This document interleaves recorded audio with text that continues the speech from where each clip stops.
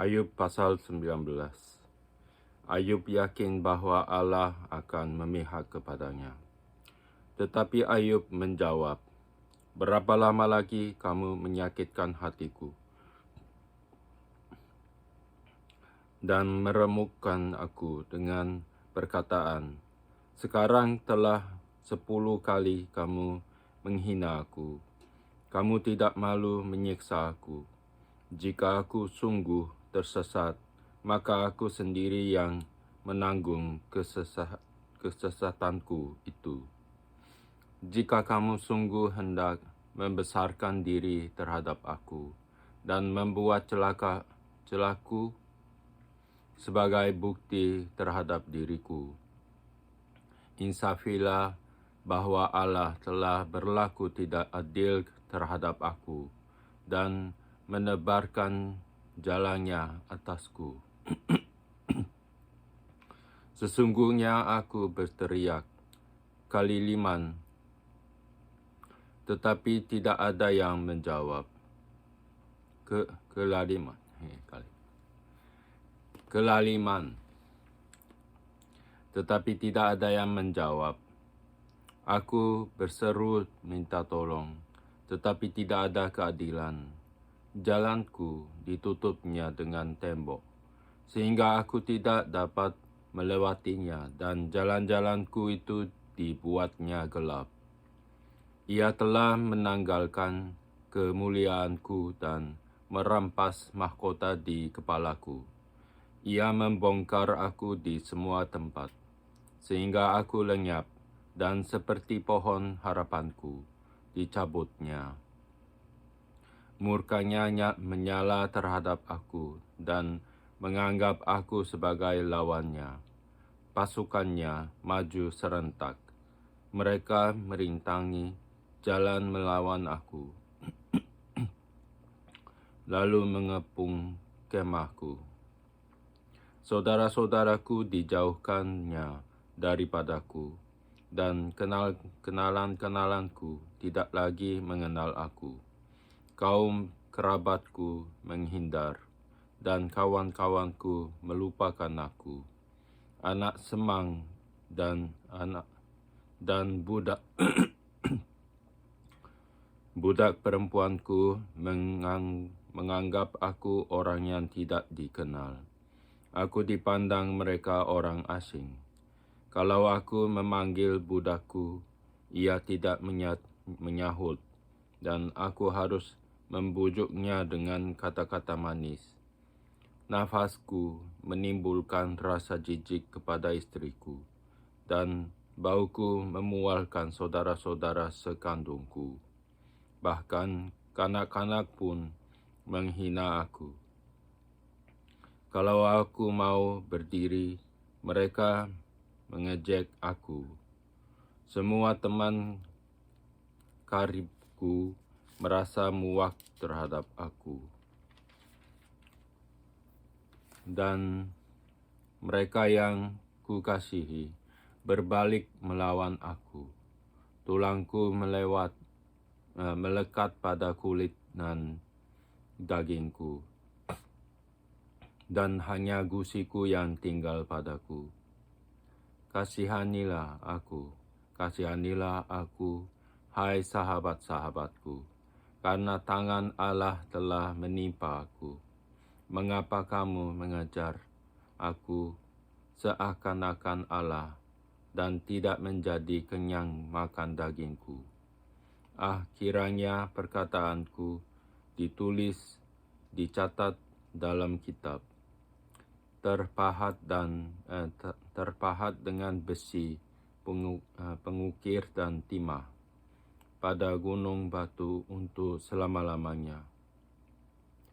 Tetapi aku tahu penebusku hidup, dan akhirnya ia akan bangkit di atas debu.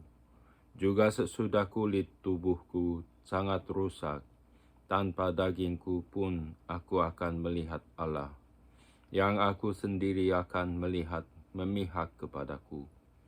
Mataku sendiri menyaksikannya dan bukan orang lain.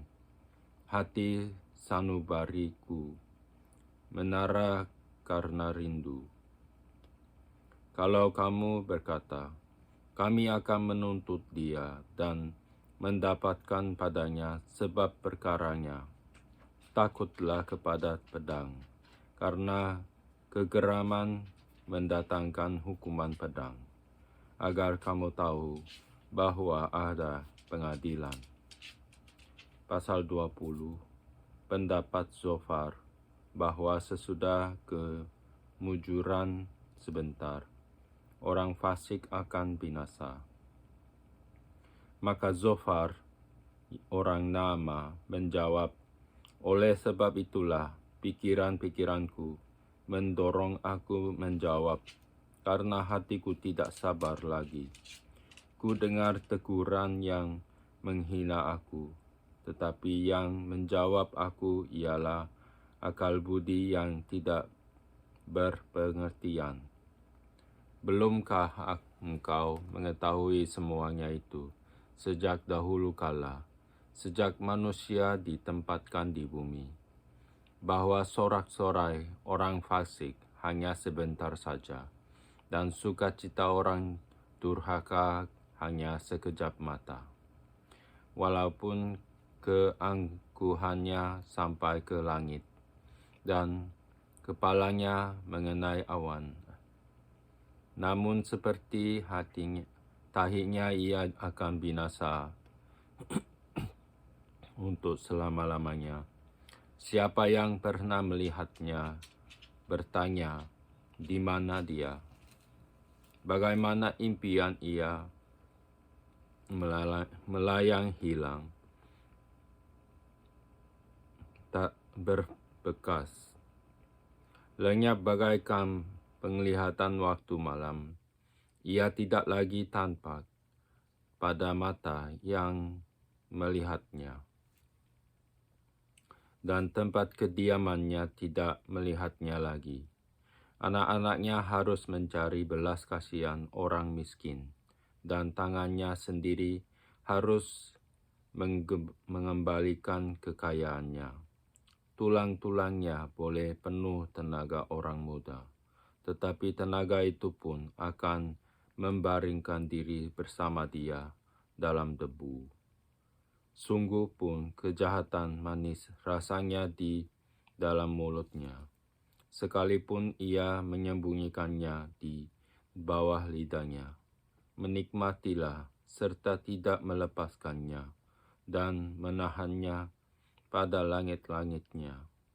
Namun berubah juga makanannya di dalam perutnya, menjadi bisa ular tedung di dalamnya. Harta benda ditelannya, tetapi dimuntahkannya lagi. Allah yang mengeluarkannya dari dalam perutnya, bisa ular tedung akan diisapnya. Ia akan dibunuh oleh lidah ular. Ia tidak boleh melihat batang-batang air dan sungai-sungai yang mengalirkan madu dan dadi. Ia harus mengembalikan apa yang perolehnya dan tidak mengecapnya. Ia tidak menikmati kekayaan hasil dagingnya, karena ia telah menghancurkan orang miskin dan meninggalkan mereka terlantar. Ia merampas rumah yang tidak dibangunnya. Sesungguhnya ia tidak mengenal ketenangan dalam batinnya, dan ia tidak akan terluput dengan membawa harta bendanya. Suatu pun tidak luput daripada lahapnya. Itulah sebabnya kemujurannya tidak kekal.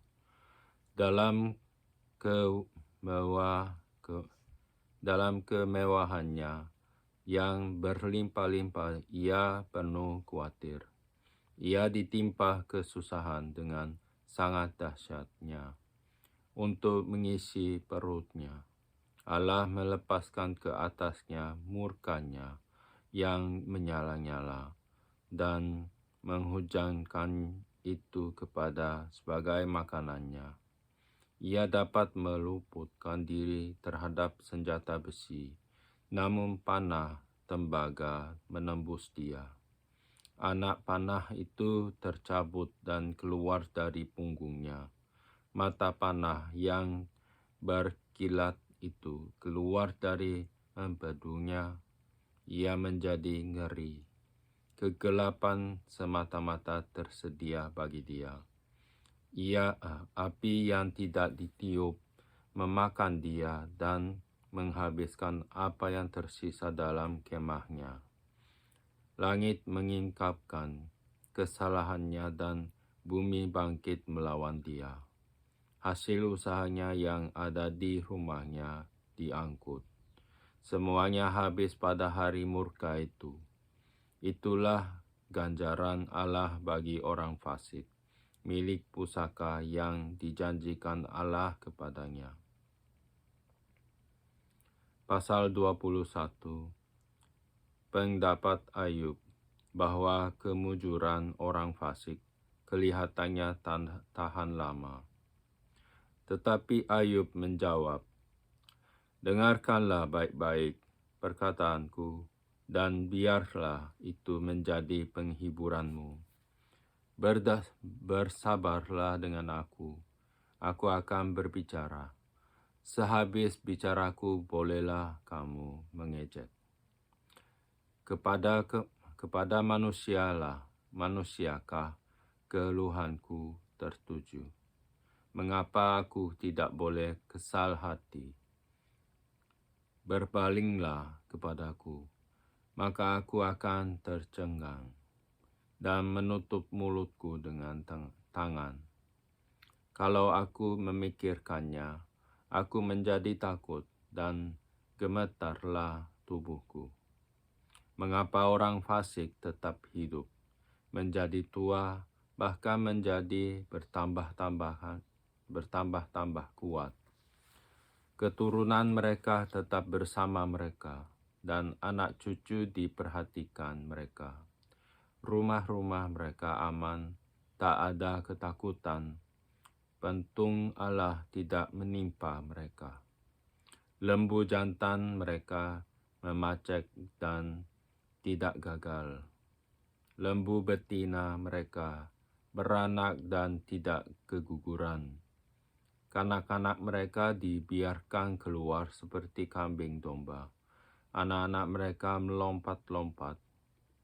Mereka bernyanyi-nyanyi dengan iringan rebana dan kecapi, dan bersukaria menurut lagu seruling. Mereka menghabiskan hari-hari mereka dalam kemujuran, dan dengan tenang mereka turun ke dalam dunia orang mati. Tetapi kata mereka kepada Allah, "Pergilah dari kami. Kami tidak suka mengetahui jalan-jalan-Mu yang Maha Kuasa itu apa, sehingga kami harus beribadah kepadanya, dan apa manfaatnya bagi kami kalau kami memohon kepadanya." Memang kemujuran mereka tidak terletak dalam kuasa mereka sendiri. Rancangan orang fasik adalah jauh dan daripadaku. Betapa sering pelita orang fasik dipadamkan.